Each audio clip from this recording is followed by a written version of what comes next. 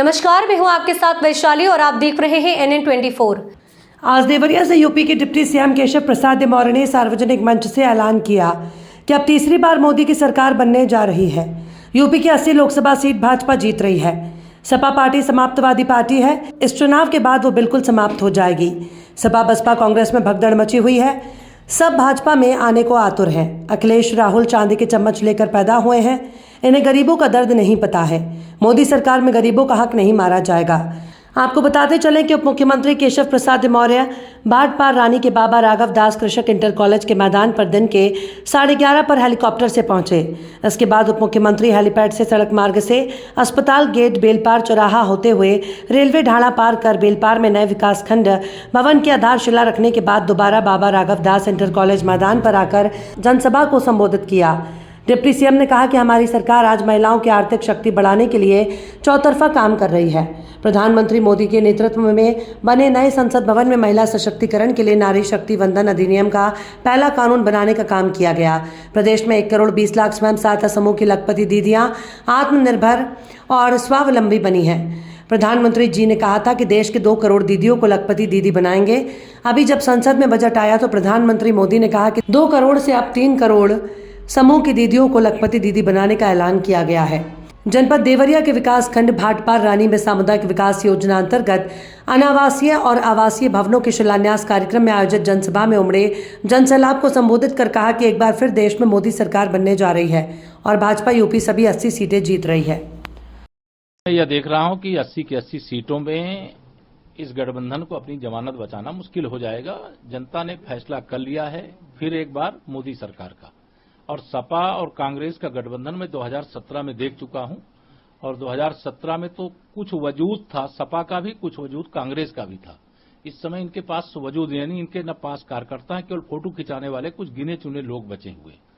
हर जाति, हर बिरादरी, हर गांव, हर मोहल्ले से भारतीय जनता पार्टी के समर्थन में जनता उठ करके खड़ी हो गई है। आज चाहे गरीब हो, चाहे किसान हो, चाहे युवा हो, चाहे महिलाएं हो, ये भारतीय जनता पार्टी की स्टार प्रचारक बनकर के 2024 में कमल खिलाना चाहते हैं और इनको मालूम है ये हताशा और निराशा के गर्त में डूबे हुए दोनों दल हैं।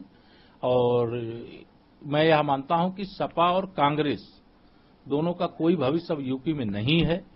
2024 मुझे एक तरफा भारतीय जनता पार्टी की विजय दिखाई दे रही है। आंधी चल रही, तूफान चल रहा है। सर, पीडीए की बात समाजवादी पार्टी करती है, लेकिन समाजवादी पार्टी के ही उम्मीदवार उतरेंगे, कल ऐसा बताया गया। यानी पीडीए में कोई है नहीं, नाम सिर्फ पीडीए का है। देखिए, इनका पीडीए मैंने पहले भी कहा था कि परिवार डेवलपमेंट अथॉरिटी है। इनके पीडीए का मतलब पिछड़ों का या दलितों का या अल्पसंख्यकों का भला करना नहीं है। इन्हें अपने परिवार का भला करना है। और परिवार चाहे श्री अखिलेश यादव जी का हो और चाहे परिवार श्री राहुल गांधी जी का हो, जंग इनकी आपस में चल रही है।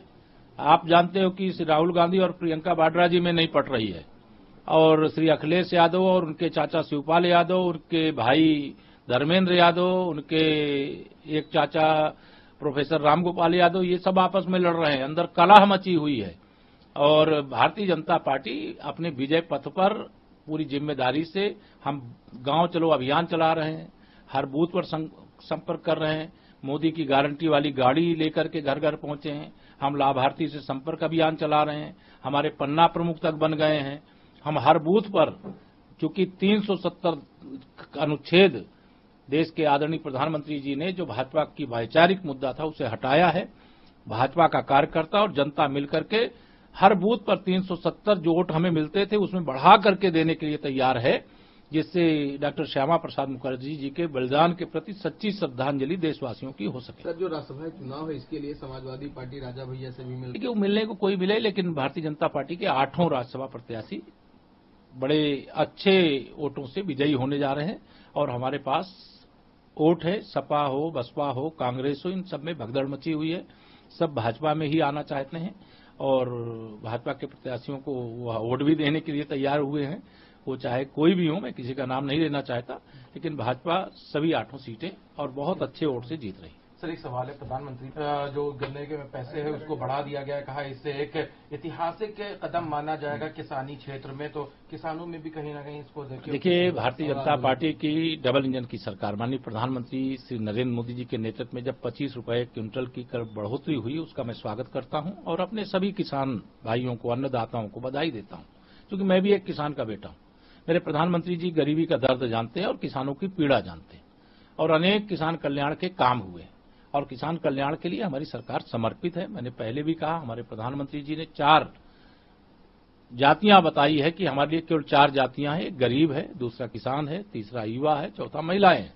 ये 4 के लिए हमारी सरकार समर्पित है, उनके सशक्तिकरण के लिए, उनके विकास के लिए, उनके उज्जवल भविष्य के लिए काम कर रहे हैं और आगे काम करेंगे। ये सर जो आंदोलन चल रहा है क्या कहेंगे, क्योंकि पुकलैन वगैरह लेके वहां लोग ये आंदोलन पर मुझे कोई टिप्पणी नहीं करनी है, लेकिन उनके आंदोलन को लेकर के केंद्र सरकार लगातार बहुत सौहार्दपूर्ण वातावरण में बात कर रही है।